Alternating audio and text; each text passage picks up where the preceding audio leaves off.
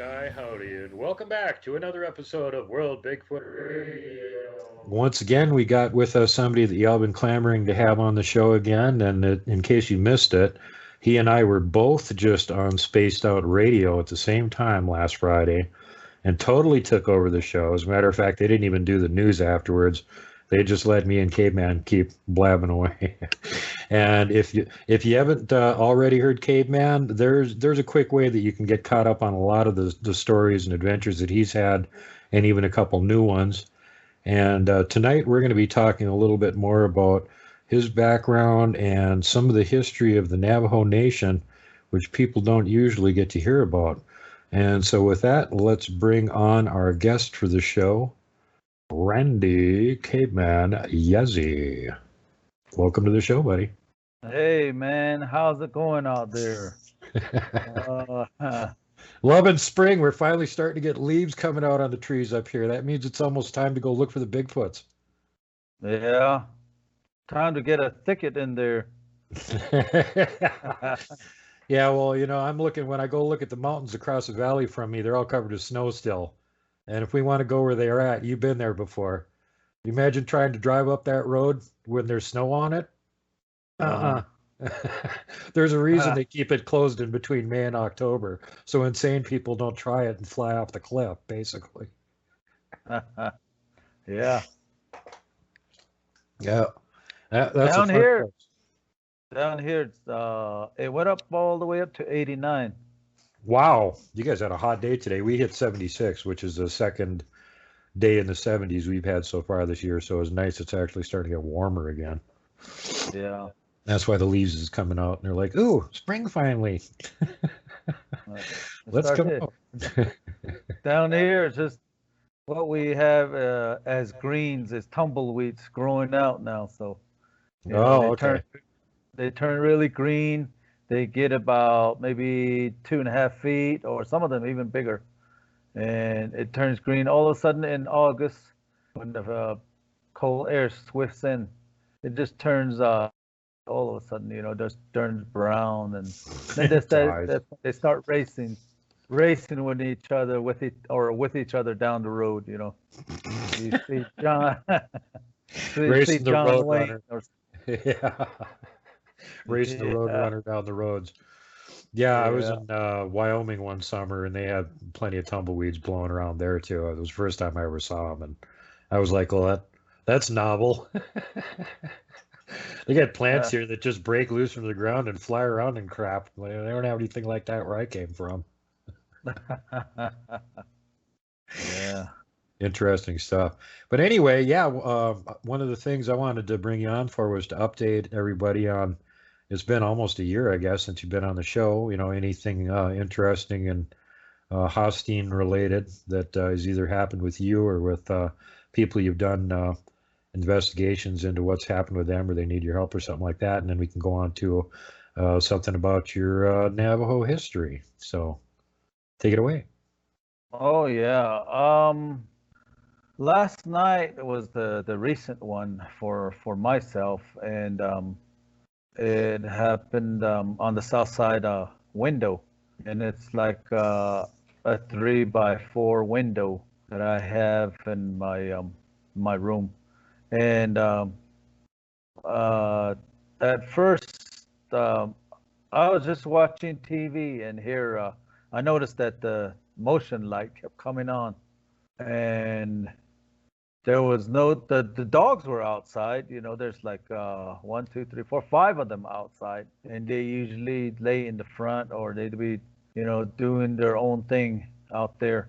And I noticed that the motion light was coming on, like I said, and here all of a sudden I think they detected it, that the light was coming on, and then it would go off after a while, and then it come back on again. And one goes back there and runs back yelping, and then all the other ones, they took off that way. And I was thinking, I have some stupid dogs. There's some smart dogs out there that run from danger. My dogs, they run towards it and start like saying, hey, you get out of here, or something like that. And they're all barking at whatever was coming around. And I ran outside and I looked that way. I didn't see nothing. And here they kept, barking beyond, where it goes down the hill. And they ran that way, and I came back walking in, and then they came back, and then they kept looking back there. And in fact, they were, at the corner of my house. There's like a plain view all the way on the south wall, and they were laying there looking that way. It's just like, oh, you stupid dogs. When are you going to get torn apart or stolen, get taken, and all of that? So they just sat there, and then they laid there, and in the morning time, 4 o'clock came around. I looked over there, and they were still right there.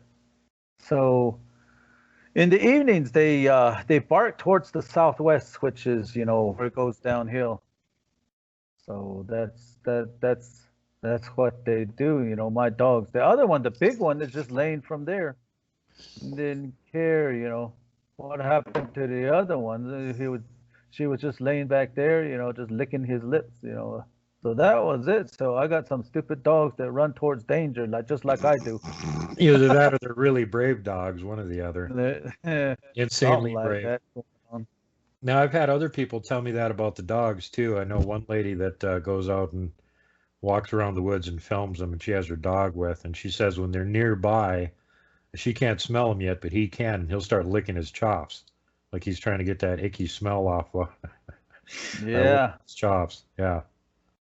Yeah, I've heard people say that, their dogs got scared and they started going for the door, the entrance, and going inside. And here my dogs are just like, I had the door open, but they're running the other way. So. Well, they're pretty brave. Now, are these the same ones that used to let off the chain? The one of those, yeah, just one, that one big dog, half coyote and half German Shepherd. She's the one that's, just laying back there, like all this commotion happening in front of her. And she's just there, just licking her lips. Those other smart dogs, they run for the door and go inside. But my dogs, they run towards that, whatever is outside.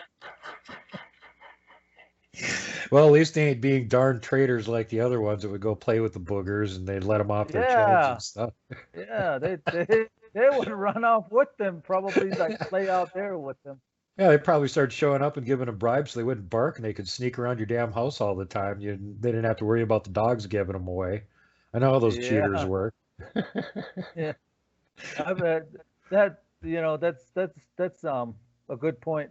These dogs that I have are like the new ones that are on the block around here, and the other one is just laying back there. They, just back there. She's one of the ones that they used to play with. I don't know.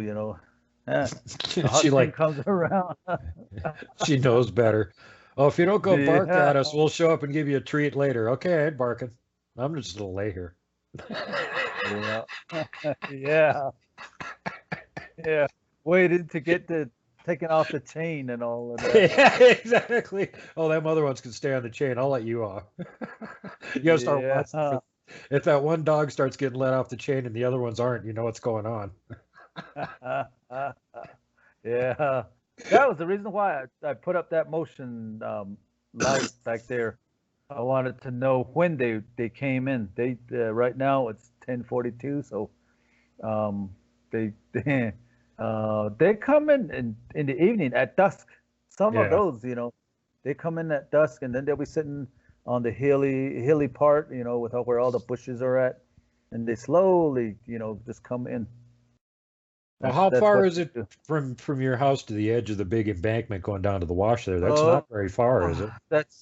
It's not pretty far. I'd say about maybe 100 feet or something like that. Yeah, that's like nothing, man. They could sneak right up to that embankment, peek over, and see what's going on over at your place. Yeah. You seen the lights I put up, right?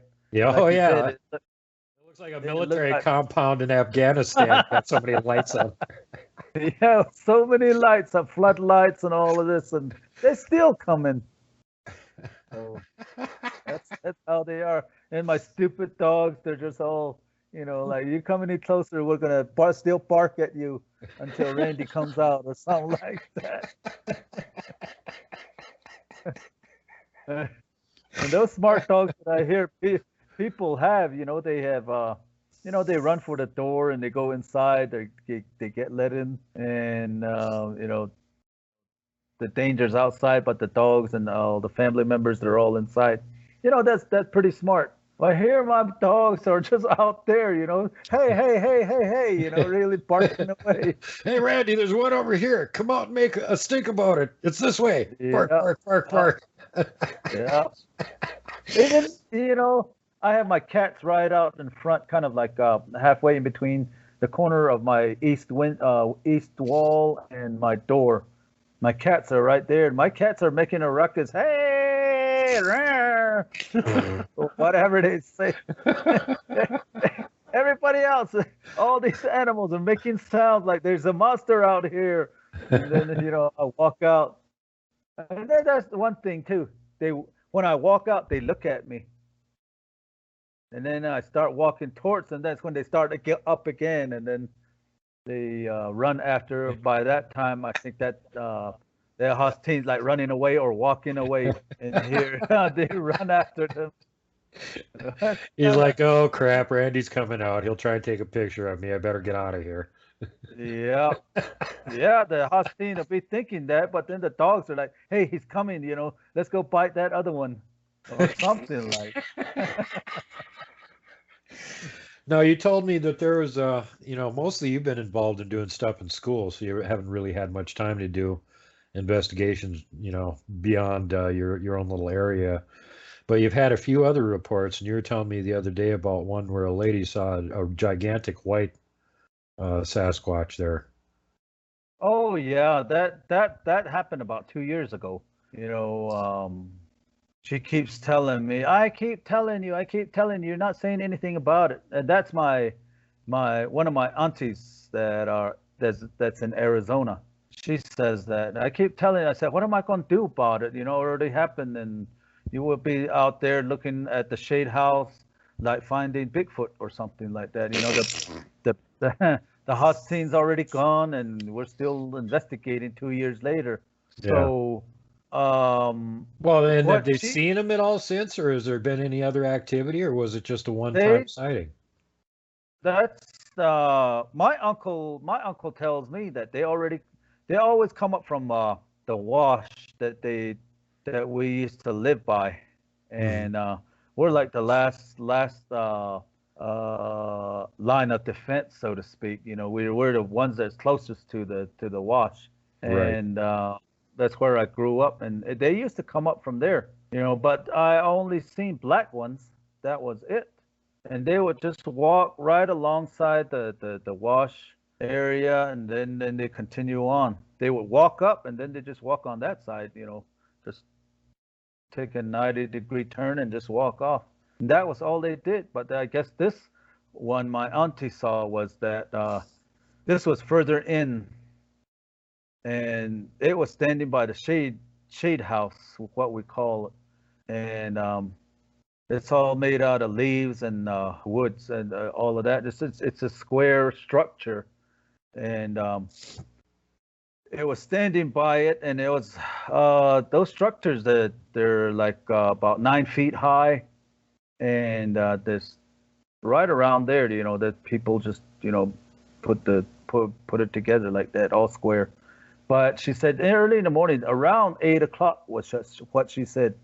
She says, I was going outside to dump the water, and the one I washed up, and I threw the water out, and I just happened look to the south, or not to the south, to the north, and here there was something that was standing right by the shade house. Just here's the shade house, and then it's just as tall as the shade house, and it was just at the corner, and I guess it was just peeking out like this. but its hand was like right there, right where the top of the shade house was, Oh, and it was just like that. So she looked at it. She wasn't even really into it. Like didn't really understand what she was looking at. And then she kept looking over there, and then she cleaned out her pan, her wash pan, and then she looked back over there, and that's when that thing moved.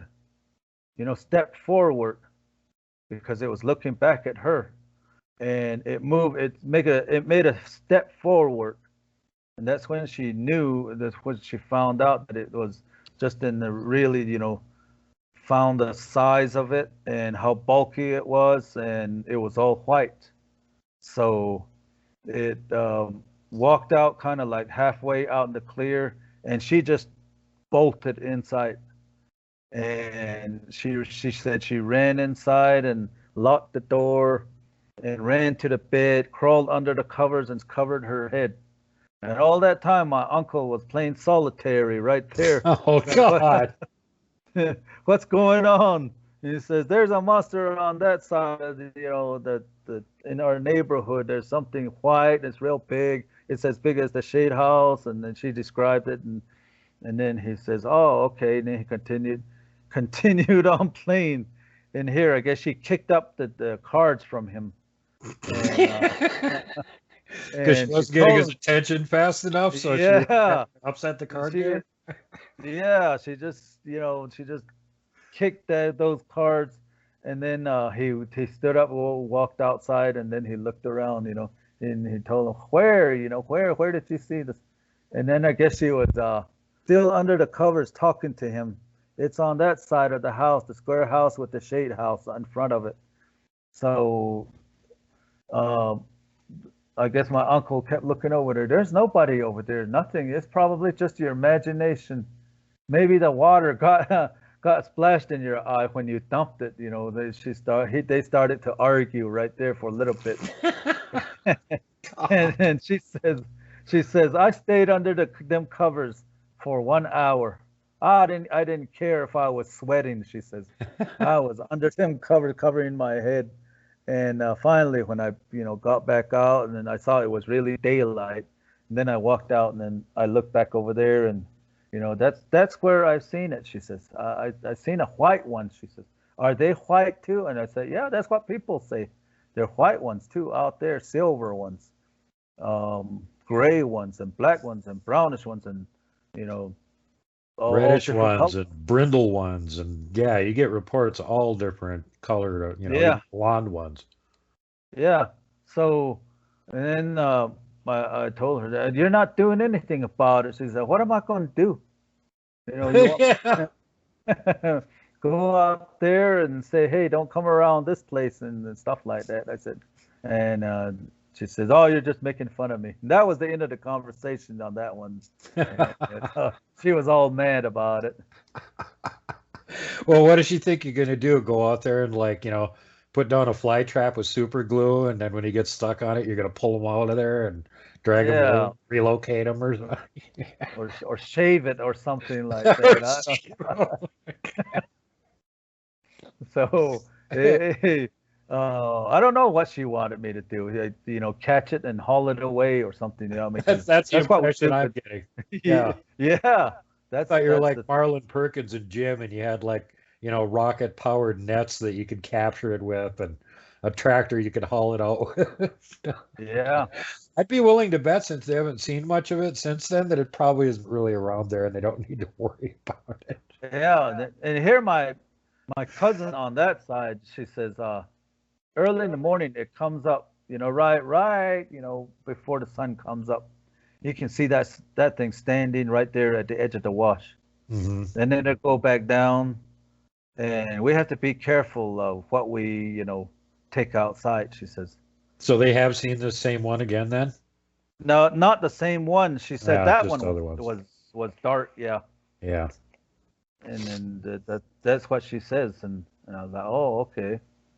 And then I tell her, hey, your stepmom tells me about that. Every time I come here, she tells me that story. And then she goes, What does she want you to do about it? I said, I don't know, but it scared the wits out of her, I guess. I guess you So, could put up a sign, Sasquatch, stay off the property, and hopefully they can read it. never mind the dog. Scared, too scared of the caveman. The caveman is here, something like that. They want me to put up a sign like that. Yeah, just put up a picture of yourself on a sign, and they'll be like, "Oh God, caveman's around here. He'll get video of Yeah. us. Don't show up here." Get out of here. So good stuff. That's what they tell me on that side too. Or they would, every time somebody sees me, then they would say, "Hey, I've seen this one over there when I was walking this way. So what did you do?" I kept on walking. Good thing, I say. Just keep on walking. They won't bother you. They'll just look at you. Yeah. And then they say, "Oh yeah, it's like that." So that's the stories like that they say when I this place is called Mini Farms. It's like down in the valley. There's a mountain on one side, and then there's another mountain, and it kind of gradually goes in, and that's where Mini Farms is in Arizona. And here they have all kinds of stories, and then they even say that all the way about 13 miles to 15 miles up the south, they can still see them. Little kids, they play on the wash banks and all of that. Then they say, "Oh, we saw something, a monster that was walking towards us," or stuff like that. They would say, and we bolted out of there and we went home. And then there'll be like somebody else will call you, and then they would say, "When did it happen?" "Oh, about 2 hours ago." I said, "Why didn't you call me right when it was going on?" Yeah.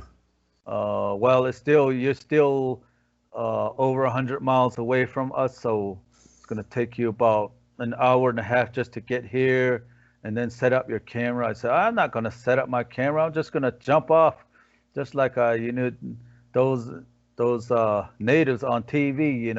They just jump off while the horse is still going. I'll probably do that." I said, "Leave the truck to go crash somewhere, leap out of the door, go running let it after stop somewhere." There's nothing for it to crash into. It's all desert. Just let it roll till it stops. Yeah. So that's what I tell them. But for the recent ones, not my uncle, my cousin brother to the west of me. I see, like I always say, I live on top of a mesa, and he lives kind of like at the edge of the mesa. And he says, "Yeah, I was working on my car one time, and I just heard a woof from my dog." He says, and I looked up, kind of got up from underneath the engine, and I looked that way, and here there was something that was moving. At first, I thought it was a bobcat. He says, but it was too big for a bobcat, and it kept looking at me sideways, and it's going down, minding its own business, but it kept looking at me like this, and it was going across right there. And I said, "How far was it?" He said, "I'd say about maybe 100 feet or something like that." He said, "It was just right there." He says, "Oh," I said, I didn't really look at its face because I was looking at the body. On all fours, it's built. It walks like a bobcat." He says, "You know how the bobcat kind of like has that bent torso right here, all of that, and then the legs, all of that, all natural. That's why I thought it was a bobcat." He says, "But the head was huge." He says, "The head was all covered with hair and all of that. There was ears sticking out, but I didn't really see the face. I wasn't interested in that one." He says. And then I just, he kept looking at me like this, and I kept looking at it, and it went down the hill. He says. Then I looked around. He says, "Oh, I'm out here by myself." Yeah. And then that was it, And then afterwards, he was thinking about it, and then he says he kind of like walked past his his RV trailer just to see where it went down, and then there was nothing. And then he came back, and that's when he called me. Hey, there's something that crossed over here. So I bolted down there. I was flying in my truck. He lives about a mile from me. Well, so you get there So fast, yeah. Yeah, I went over there, but then he has his gates and all of that. It's like a maze you have to go through to get to his house. Now, by the time I got to his house, it was probably about 15 minutes. And of course, like I said, I ran to where he said he showed me. He was walking back from where it went down. So I went over there, and then we tried looking for it right there. It was gone. Yeah. And he said he hears them at nights. They'll be going down like the mobile homes or RV trailers. They're kind of ribbed, right? Kind of like that. He said some of them they put their hand all across and then they go brrr, like that, going back and forth. Like a washboard. Brrr. Uh-huh. They say that. So, or he said that, and he says they play with things right there, and then they play with my dog or something like that, and my dog doesn't say anything. He says, and I'm not gonna bring that dog in. He says, like, oh, why not? He says, well, let Bigfoot have all the fleas and the ticks off my dog. I don't want it inside the house, he says. So, things like that, he says. And we laugh about it, we really crack up about it.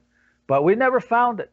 And several times he said that they come around at night and then do that to his house, and then they're gone in the morning. But I don't leave anything out, he says. And they even open the doors to my cars, and then it goes ding, ding, ding, like when I hear that, then I go outside and close the door and lock all the doors, he says. That's when I know that I didn't lock the doors, he says.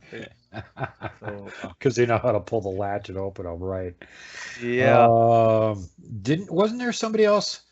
Seemed like you were telling me there was somebody around your, maybe further away from you, that was getting activity there this spring, that there was stuff going on around where they were at. Oh man, there's a lot of people. There was some kids that were watching TV. I guess they have their curtain open, and one of them just happened to look back at behind them, and it was looking at them from there. They saw a real big face, and so those were all little girls. So they started screaming, and they said something was looking at them through the window, and I guess when it screamed, when those little girls screamed, that thing was, really into either the little kids or the TV. It was just really focused in on. But when those little girls screamed, he kind of pushed back on the window, kind of just got startled and kind of like that. And here, he cracked the window to their house. So I guess the mother goes out, what's wrong? What's going on? They were all crying, and there was something looking at us through the window. And then they came out and flashlighted around, because that's what we do. We don't just hide from it. We go out to it, because that's just how we're taught. If there's somebody outside, you go out there and meet them. You try not to have chaos inside your house. Right. So if you just go inside, you're just inviting them to have a challenge to go inside. That's what we're taught. So we go outside. I guess she went outside and started flashlighting around and all that, running all the way around. She called her mother. All of a sudden, there's like 10 families at that house. And then one of my nephew calls me over, and he says, hey, did you hear? I said, you hear what? There was a Hustain that was down there looking at the little girls. I said, oh, and there's a whole bunch of people all around right there, flashlighting around. Everybody's cursing and all of that. And I said, that thing is gone already. So, it's probably looking at them from the other side and maybe across the canal or something like that. Already back over there. At that point. So I guess the point with this is that this is just like a common thing. People pretty routinely, oh, there's something weird on the property. Help, caveman, help. Yeah. So, yeah, some of them they say that, and then some of them they just, you know, run away and then turn around from afar about 1,000 feet and then take a picture and then try to post it on Facebook. And then everybody else is like, yeah, that's a man in a suit, and all that. And here Bigfoot to be all just standing right there, posing or something like that. So, and if people they'll be saying, oh, that's a man in a suit. You just put him out there and all of that. Everybody just goes to that, conclusion. I don't know, a long time ago, we had pictures on the show from you where you were driving along and you saw one going across the plains, heading sort of uphill off in the distance. And you were out there and you're heading back. I think you had already been out of your truck and you saw him going. And you were heading, trying to catch up with him and get closer and get a picture of him. And as you were taking the pictures, he was getting further and further away from you. Yeah. First he's up by the truck, then you're finally up by the truck, and he's like 3 freaking times as far away as he was before, still in the same direction. And no matter how fast you freaking run, you can't get any ground on him. He's getting further away from you. Yeah. See, a long time ago, they used to tell us run early in the morning. Like I was sharing the story about running 0 dark 30 at in the morning. Yeah. When the morning star comes up, that's when you're supposed to go running. And that's how we were physically fit all the time. And nowadays, people just sleep up to 6 o'clock, 7 o'clock, and they don't even exercise, they don't run and all that. So the older you get, how your bones, they kind of get stiffer and stiffer and stiffer. Yeah. Yeah. And here, you try to get a picture of it and you're trying to run or walk fast and all that. Every time you put up, your camera, they'll be like way over there. And then all of a sudden, and the further and further they go. Yeah. And you try to take a picture and you try to draw it in zoom in on it. Zoom in on it on the computer, but it just gets blurry. Yeah. So then people joke about it, saying, Bigfoot is blurry, like that. So. Well, remember when you were up here and we were all up at Coloma and everybody was gathering around the campfire talking, and we were talking about chasing these guys around and people getting pictures of them and stuff. And you went, some of them aren't that good at hiding. I got a picture of one. Looks like Andre the Giant trying to hide behind a potted plant. And everybody's like, what? And then, so you had that on your cell phone. You whipped it out and started showing everybody in the group. And I remember the reaction from everybody. It wasn't like, wow, that picture's blurry, or this is a great picture, or anything like that. It was always, they would just start laughing and they'd go, epic fail.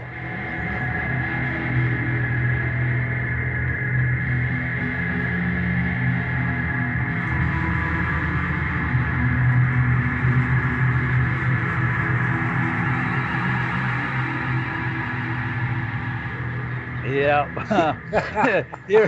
That thing was only about maybe 8 inches sticking up, and here's his big figure looking out behind there like that. Yeah, like I said, it looked like Andre the Giant hiding behind a potted plant. You're like, dude, epic fail. And I remember as you were taking the picture too, you took the picture and then you started to walk, and as soon as you started walking, he tried to move and get further away so you couldn't see him. So you stopped, and then he'd stop again. They would do it. That's one thing they do. They look at you, and they know, how to scare you. Then they go make faces too, kind of like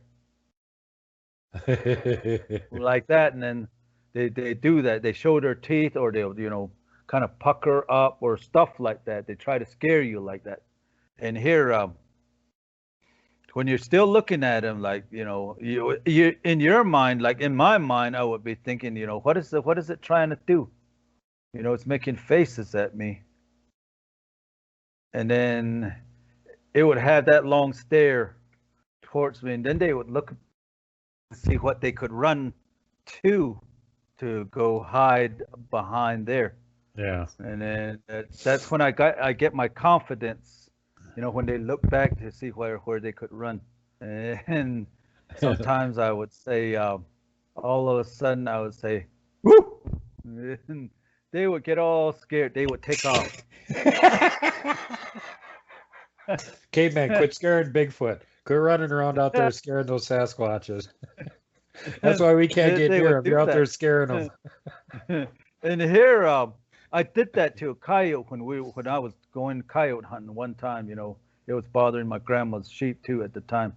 This coyote was looking at the sheep down there, and I saw it laid down way up on top of one of the little hills. So I circled around it, and I crept up real slowly and softly right behind it, and it was, really on its belly like that, with his paws out, and just looking at the sheep, really focused in on it.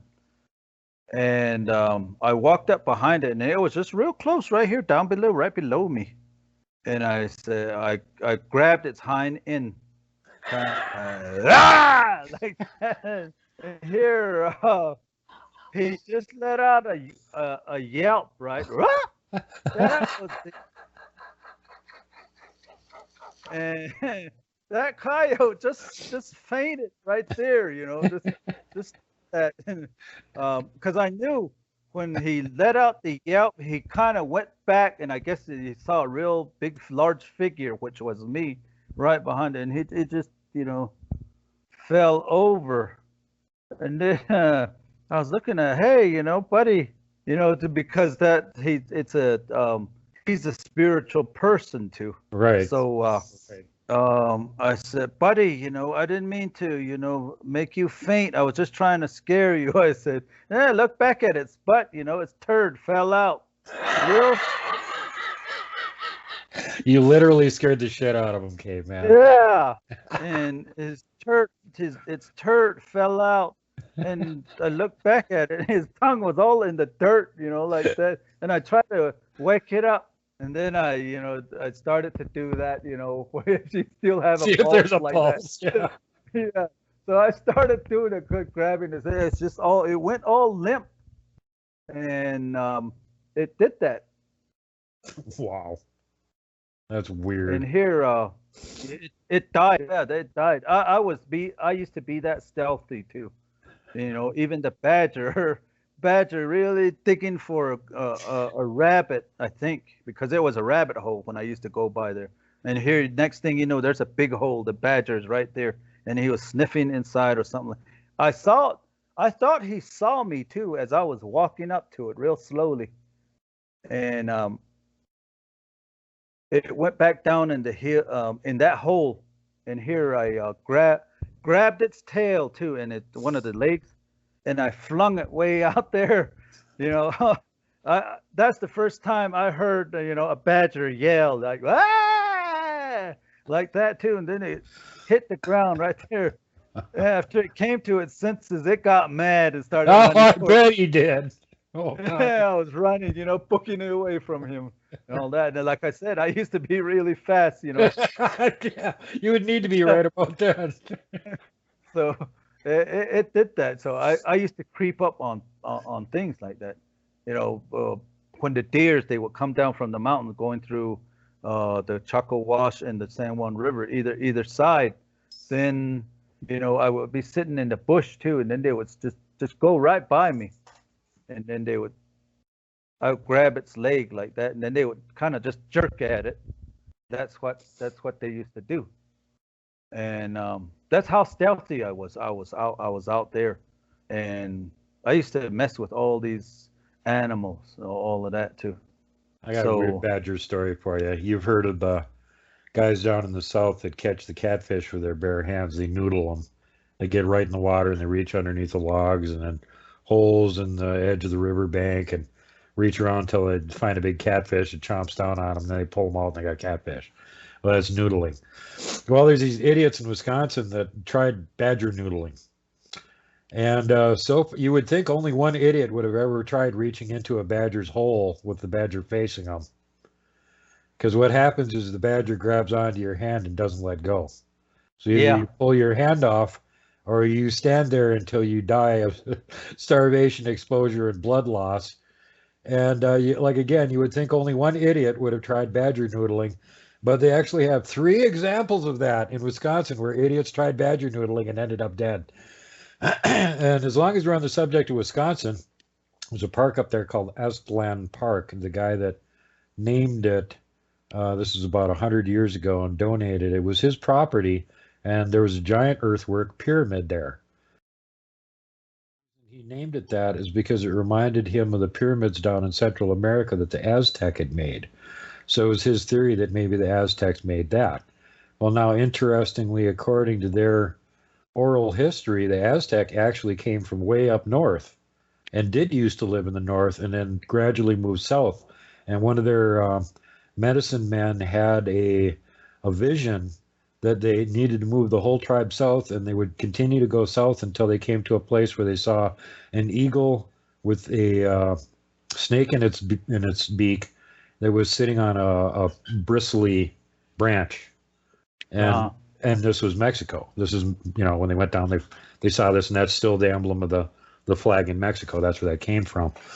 So, interesting thing here is that most of the scienticians out there will try and tell you that the natives came across at the during the last ice age, when there was so much water locked up in ice that the sea level dropped and you could walk across what's ocean bottom now.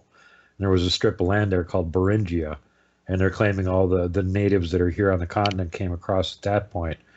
But what it sounds like from the oral traditions you guys actually came across from the ice age before that, like more like 20 or 24,000 years ago, and you got kind of held up in the northern part of the continent because the rest of the continent was swarming with frickin' giants. So until they started warring with each other and wiping each other out, you couldn't really move south. Have I got that part of the story right? Not really. We never, we don't have crossing into another land. We don't have any stories like that. So your stories are that you were always here and you were underground for a while the bad stuff was going. Yeah, we've gone through different stages of evolution, starting from just the way these the best guess people, the science people, they say, the archaeologists, that there were amphibians and reptiles and insects and animals and birds, and on top of this is now the fifth world, the silver world, or the glittering world. See, it came from the black, the blue, the yellow, and then the white, and then the glittering world. That's how we are taught. And so everybody else, were up here. There were more monsters out here, and then this is where man, the first man, like for us it's a woman, and was made, or was conceived on top of the world, the glittering world. Everybody else is, everything else down below is insects, animals, reptiles, amphibians, and all of that. So we consider them, like spirits, deities, like even for coyotes, even dogs.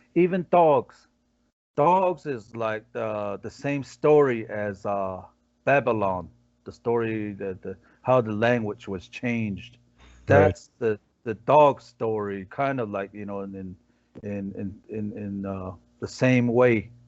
And because they used to gossip, they used to know, because all the barking that they do, either to say get away, or there's somebody, they alert you on stuff. We as humans, think about it like that.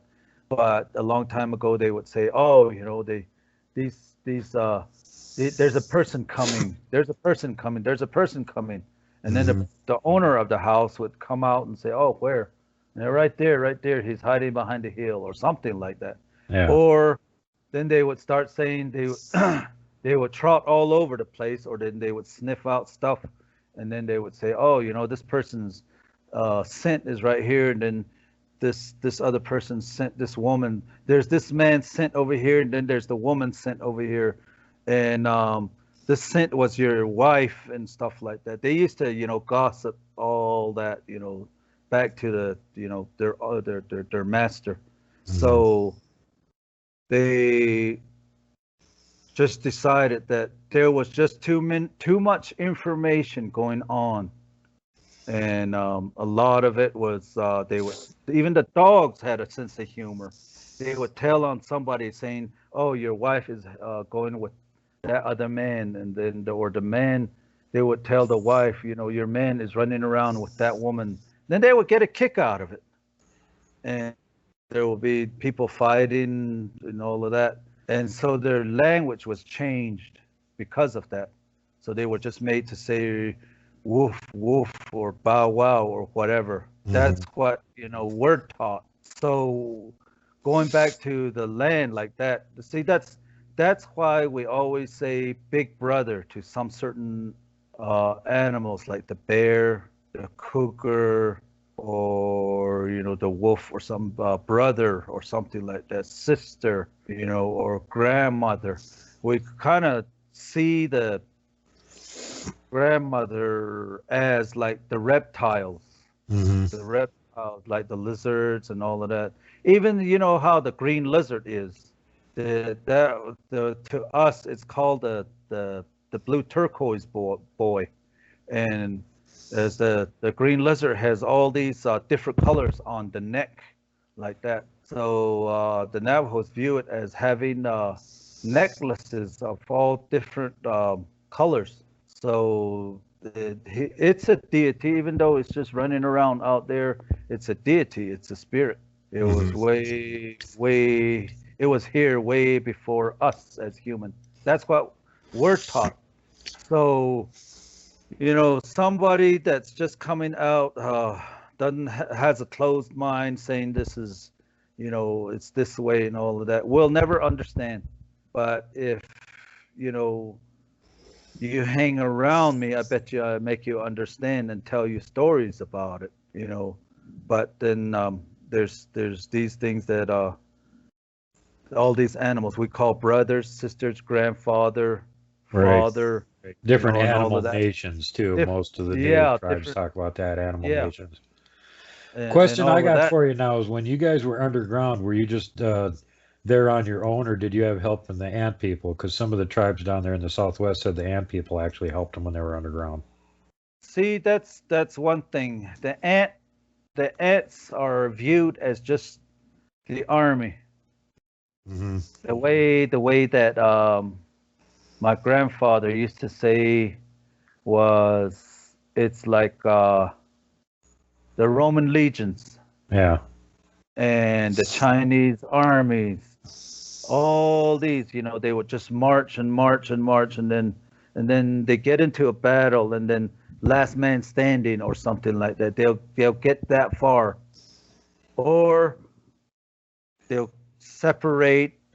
They'll pick up their injured and all of that, take them home. Of course, the ants are doing it for survival and all Yeah. of that, but that's how they're viewed, as like the Roman legions or the Chinese armies. A whole bunch of them all at one time Right. coming, and they'll take over anything. They say they'll Well, conquer, right, and but I'm not that's talking about like the ant nation as in insects. I'm talking about the ant people.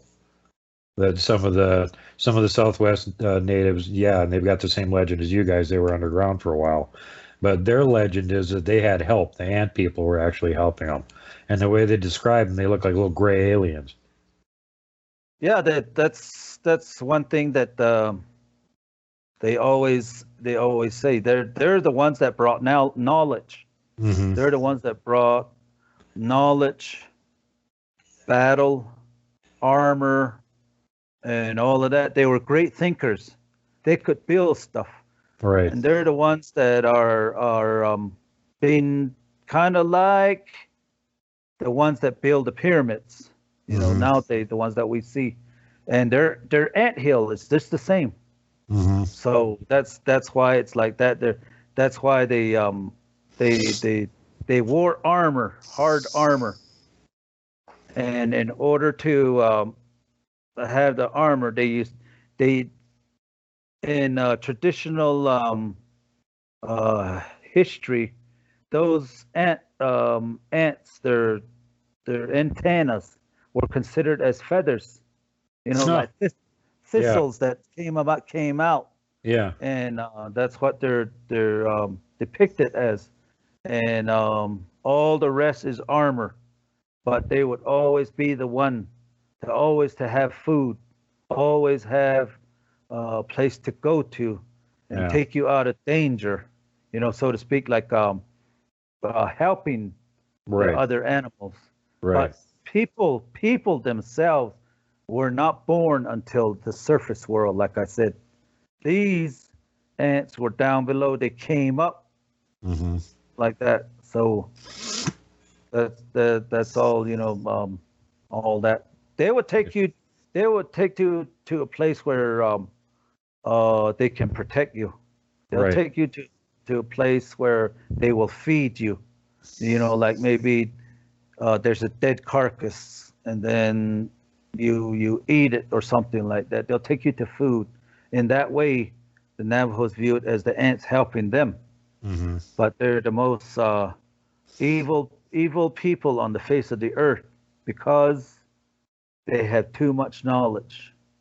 That's just like Leonardo da Vinci. He was killed for his knowledge, or the ostracized and all of that. And it's like that. I'm just kind of curious about that whole thing. If because I know a couple of the tribes talk about they were on the surface and something bad happened, and the ant people came and took them under the ground for a while, and then when everything was safe, they let them go back on the surface again.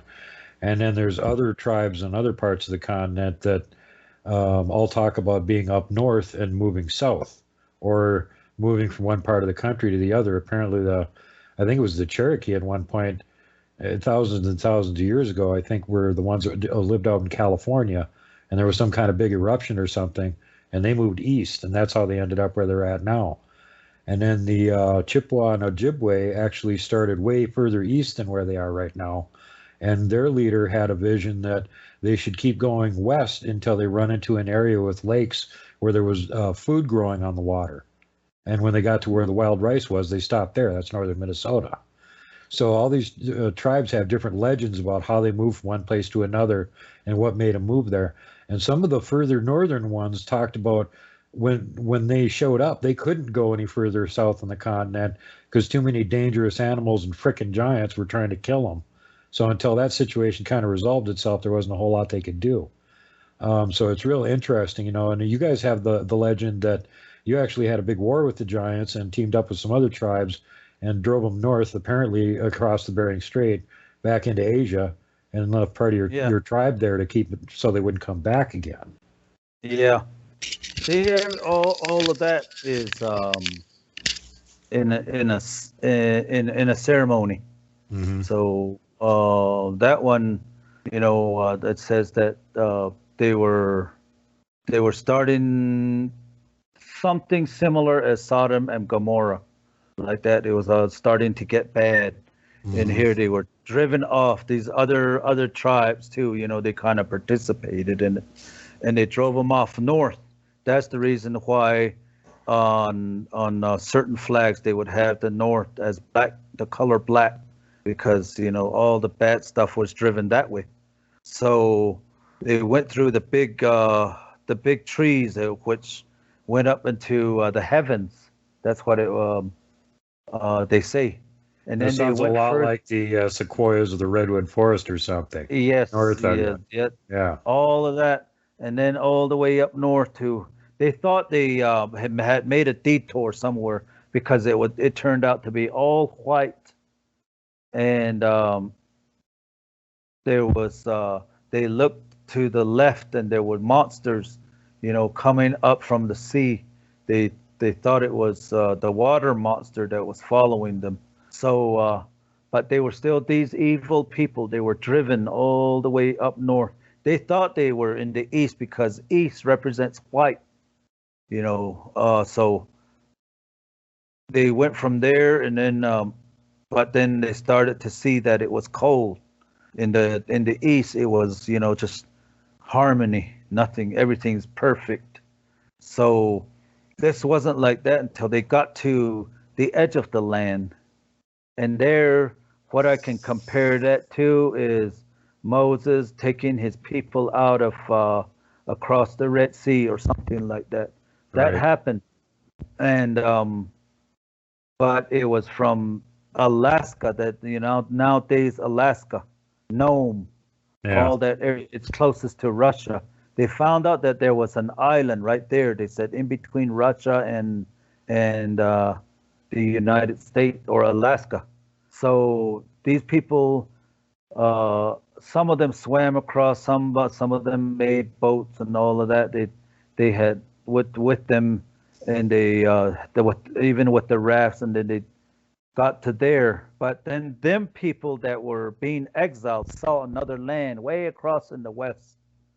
So then they went that way again because they were just getting killed while being exiled from this land, the North Continent, and all of that, and going that way. So once they all got out to that west land, it was cold, yes, and all the ones that were the warriors and everything, they went that way with them, following them, and chased them out to the other land. So they started the ones with the no skins. They went up even towards, like more west, kind of northwest, went up into the mountains and the hills and all of that, and that's where they survived. And then from there, the other ones, they tried to veer off right there, and they just had them stay right there, you know.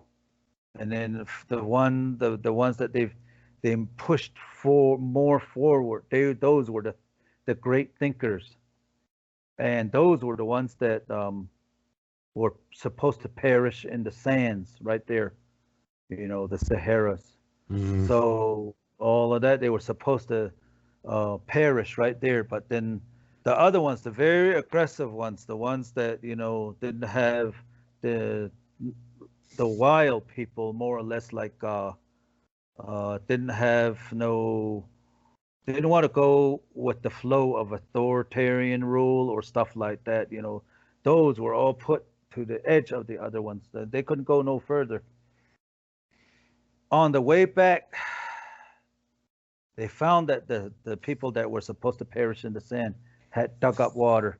They had built stones and all of that. They started copying what was, like, to say, the South American pyramids. They Right. started to copy them. The ones that were put at the edge of the other land, were they became Africans, and then all of that. And then as it started going up, there were the ones that moved off kind of into islands and all of that. Those became like Malaysian, Thailand, and all that, all the Chinese and all that, all the way back up to China. And they didn't want nobody to go back into where they came from. So they set some tribes out there, you know, um, to protect the entrance right there. To Uh, stop them from yeah, coming back again. Yeah. yeah, to stop them from coming back. So then they did that, and now we know them as Mongolians, Tibetans, and all of that. And the other ones, they came back. They went across. They went back across. This is the second crossing. First, Right. it was the other way, and then back this way, and all that going on, and all the way back. They kind of got lost in the Canadian forests, and they went as far as Ojibwe, um, and all of that, and they came back to the four sacred mountains where they were always told they were from, and then the other tribes that lived around there. So these the Apaches and the Navajos, they have this story.